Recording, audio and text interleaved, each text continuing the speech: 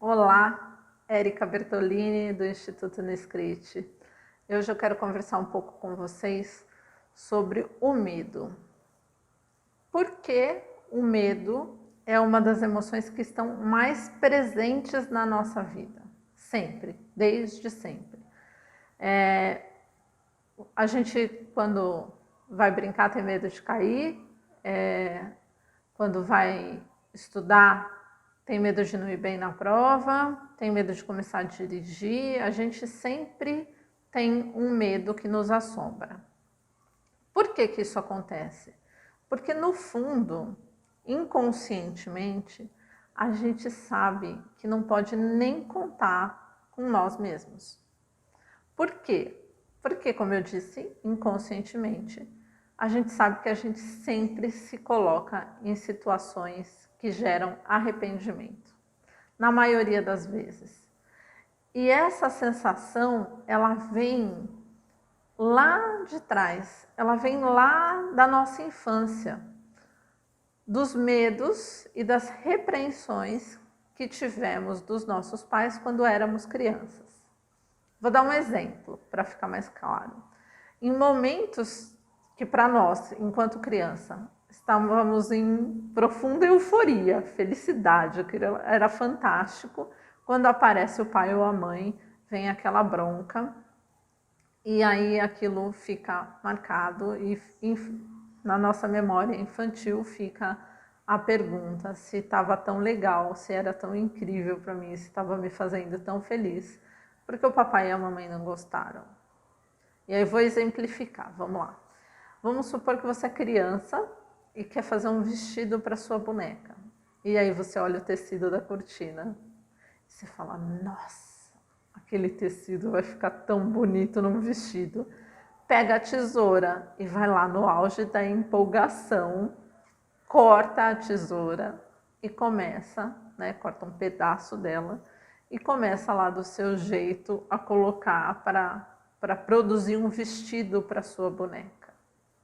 Você está no auge da felicidade, aquilo está te trazendo uma emoção incrível, assim, você está se achando o máximo, o vestido está ficando maravilhoso, a boneca está mais linda do que ela estava. E aí aparece a sua mãe. Você está lá muito feliz. A sua mãe chega, provavelmente gritando, brigando com você, te dando uma bronca. Por que que você fez isso? Acabou com a cortina. E aí inconscientemente fica. Se aquilo era tão legal para mim, se eu estava tão feliz e minha mãe não gostou, ela ficou tão triste, ela ficou tão brava, o errado sou eu.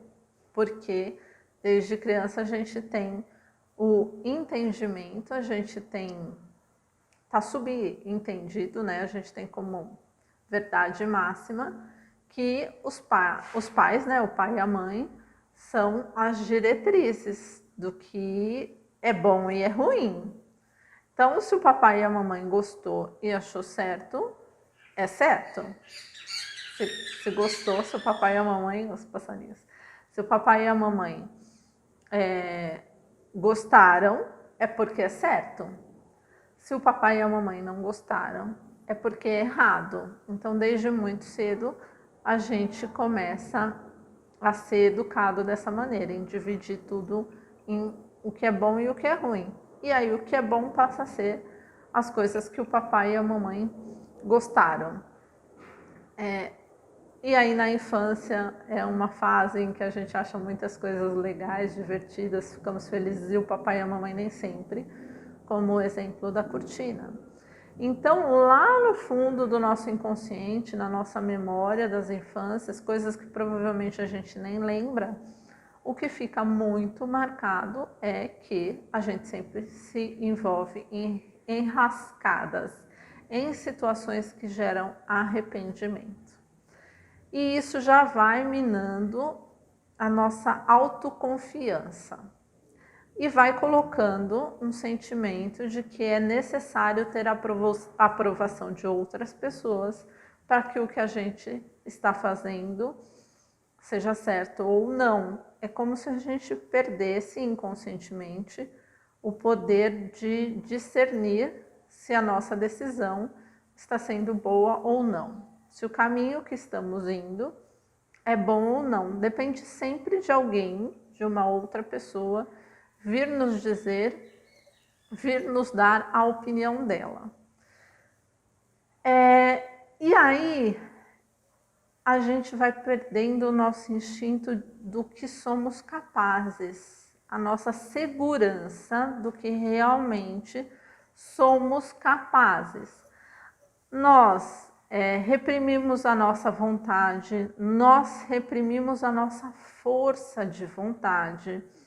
A opinião dos outros ganha um peso extraordinariamente excessivo sobre os nossos ombros. A gente fica com medo de viver as nossas verdades, a gente fica sempre com a sensação de que se a gente fizer o que a gente quer, vai dar errado e a gente vai se arrepender. E aí, o medo de viver nossas verdades torna-se o medo de sofrer, de vir o pai ou a mãe e dar uma bronca. Só exemplificando, não é que depois de adulto pode até ser que eles venham dar uma bronca, mas a gente toma aquela bronca da infância como um medo de viver durante toda a vida. E muitas vezes a gente nós usamos propósitos nobres para camuflar os medos. Então, por exemplo, na transição de carreira, você usa como desculpa, como propósito nobre para não se assumir como terapeuta, o fato da sua carreira anterior te dar uma remuneração financeira melhor. E aí esse dinheiro é parte importante do sustento da sua família, da sua casa. Então, por trás desse propósito nobre de não reduzir o nível e a qualidade de vida da sua família, o seu nível e a sua qualidade de vida, de não comprometer o estudo dos filhos, você não se assume como terapeuta. É um propósito nobre, é uma desculpa convincente, né? Mas isso é só para camuflar o medo de se assumir, muitas vezes. Mas como é que eu faço para mudar isso, se muitas vezes essa desculpa que usamos, esse propósito nobre que produzimos, eles se tornam tão verdadeiros e nos impedem de mudar mesmo, né? Bom, acho que o primeiro grande passo para uma mudança verdadeira é trazer para a consciência a origem do medo. Você, como terapeuta, deve conhecer alguma técnica ou deve entender um pouco melhor o que eu estou falando da questão do trazer para a consciência a origem do medo. Por quê? Porque a gente não consegue tratar uma ferida que a gente não está enxergando. Se você tem um machucado e você não sabe onde ele está, você não consegue ali limpar, passar um remédio, fazer um curativo. Com medo é a mesma coisa. Se você não sabe onde começou, como é que você vai aprender a lidar com ele? Como é que você vai aprender a ultrapassar esse medo? Trazer para a consciência vai ajudar a reduzir o sofrimento que vem junto com o medo. E também vai ajudar a entender por que esses medos ficaram tão terrivelmente gravados em nós. Por que o impacto deles na nossa vida é tão profundo, é tão pesado a ponto de nos impedir um atrevimento de viver verdadeiramente, de viver nossa verdade, de viver nossas escolhas, de mostrar as nossas opiniões, de nos impor. Por que esse medo pesa tanto e nos aterroriza? E aí, a partir daí, a gente começa a não ter mais medo de nós mesmas, porque a gente relembra, a gente cura a origem, cura a ferida que deu origem a esse medo que nos afeta hoje, e a gente se reconecta com a nossa lembrança do poder, da nossa capacidade, de que nós podemos contar conosco, que nós vamos estar ali, e que não é tudo que a gente faz que vai gerar arrependimento. Não é assim, nem sempre foi assim, e não vai ser assim em todas as escolhas. Algumas escolhas podem continuar sendo escolhas que vão gerar arrependimento, mas isso faz parte do processo das nossas experiências de vida, do nosso aprendizado, da nossa evolução como pessoa, como um ser. A melhor maneira, a maneira mais fácil da gente aprender é com o erro, mas a gente precisa resgatar essa vontade de fazer, mesmo que dê errado. A gente vai aprender com isso. E a gente precisa também reconhecer o aprendizado em cada situação desafiadora, o quanto aquilo contribuiu para a minha evolução, como pessoa, como mãe, como esposa, como filha, como terapeuta. Por que que eu provoquei aquele erro? Por que que aquele medo veio junto? E o que que esse conjunto de desafios me fez evoluir? Quando a gente pratica esse olhar, a gente sofre muito menos, porque o julgamento das pessoas passam a nos atingir muito menos, porque a gente vê sempre com um olhar de o que foi que esse desafio me fez aprender. Ou, se a situação se repetiu, por que que eu tive que refazer essa lição? O que foi que era para eu ter aprendido que eu não aprendi? E você vai treinando esse olhar, e nesse treino, a gente vai adquirindo força e vai perdendo o medo. Por quê? Porque o entendimento lá do início da dor, da origem do medo, ele vai nos dando força para enfrentar situações que nós julgamos muito dolorosas. Então, quando você vai entendendo, vai racionalizando e vai perdendo o medo, aquela dor que você tinha de passar por aquela situação e sofrer de novo, ela é reduzida. Você não vai sentir aquela dor, porque você é outra pessoa. Você passou por outras situações que te fortaleceram. Você entendeu por que aquilo começou. E quando começou lá atrás, né, lá na sua infância, quando aquele medo foi iniciado, quando ele teve a sua origem, fazia sentido aquela dor toda. Mas hoje não faz mais. E aí a situação deixa de nos afetar, como afetava antes. O sofrimento não é tão grande quanto era o sofrimento anterior. E isso é libertador.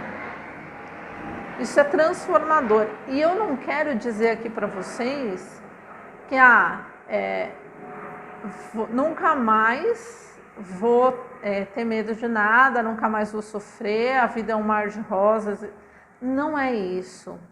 Os desafios continuam, as críticas continuam, os julgamentos continuam, os medos mudam, mas o que mudou foi você, foi a sua percepção.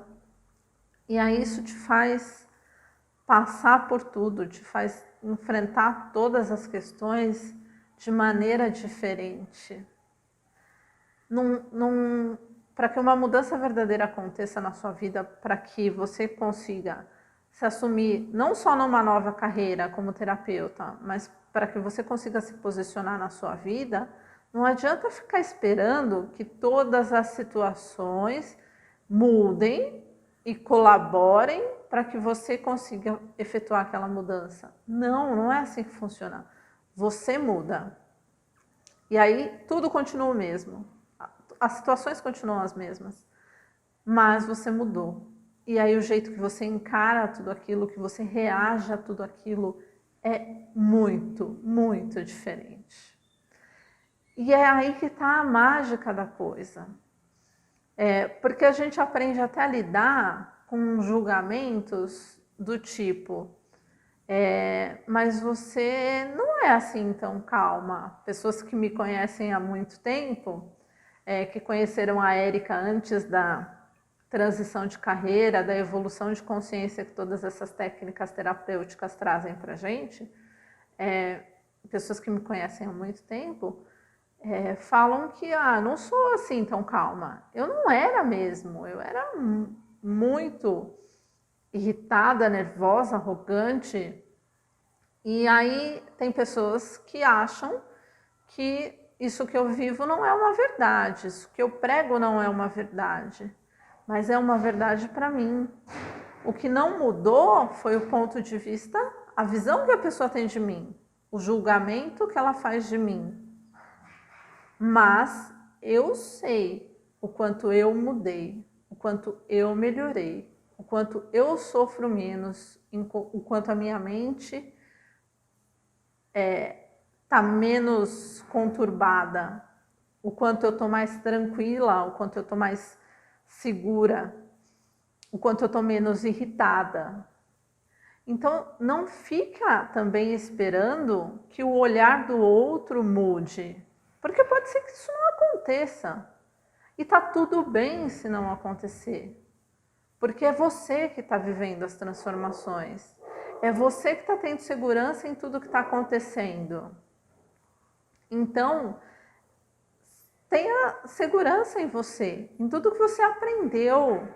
Desapegue do medo. Desapegue do medo no sentido de que olhe para onde ele começou, descubra onde esse medo começou, entenda que naquela situação, para aquele momento passado, aquele medo todo, aquele sofrimento todo fazia sentido e hoje não faz mais. Porque você mudou. E tá tudo certo e é maravilhoso. E eu quero passar essa mensagem para vocês, e não é porque eu li num livro, não é porque eu aprendi num curso, não. Eu vivenciei cada experiência dessa. Eu vivencio muitas situações até hoje, muitas pessoas. Só que eu sei as transformações que acontecem dentro de mim. Eu tenho certeza de tudo que acontece em mim, de como as coisas externas mudaram o impacto que elas têm sobre mim agora. Porque é em mim, não é no outro, né? E isso nos dá mais segurança para enfrentar as críticas, os medos, os julgamentos. Então vá buscar a origem do seu medo. Descubra onde ele começou. Essa é uma grande chave para você mudar, abandonar, reinterpretar esse medo e vai te ajudar. Hoje vai ser uma ferramenta fundamental para você poder se assumir como terapeuta, sem usar mais nenhum propósito nobre como desculpa para essa não mudança. A não ser que aquela técnica que você aprendeu, ou não sei, uma ou mais técnicas, enfim, não ressoem no seu coração. Porque essa nova profissão, você tem que, se ressoar no seu coração, você tem que assumir como verdade para você. E aí, descobrir onde esse medo começou. E porque ele está te impedindo de mudar o rumo da sua vida profissional agora, vai ser fundamental. Porque a partir desse momento você consegue levar com mais leveza, no sentido de que a opinião, os julgamentos das outras pessoas não vão te atingir, não vão te deixar insegura, não vão te deixar com medo, com receio. Então, pratique e vá tentando buscar onde começou esse medo, esse sentimento que não te deixa se assumir como terapeuta no momento, que está provocando essa enxurrada de emoções e sentimentos negativos e contraditórios e que estão te impedindo, né? O processo de transição de carreira, ele passa por muitas fases. Existem fases práticas, né, de ações que precisam ser tomadas, de decisões, não ações, decisões que precisam ser tomadas de maneira prática, mas existe uma coisa que para mim e continua sendo fundamental no processo, que é o equilíbrio emocional.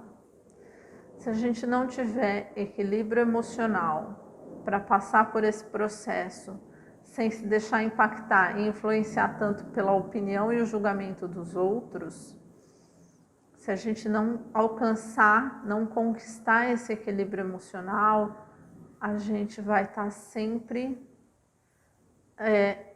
pisando em ovos, se a gente se assume como terapeuta.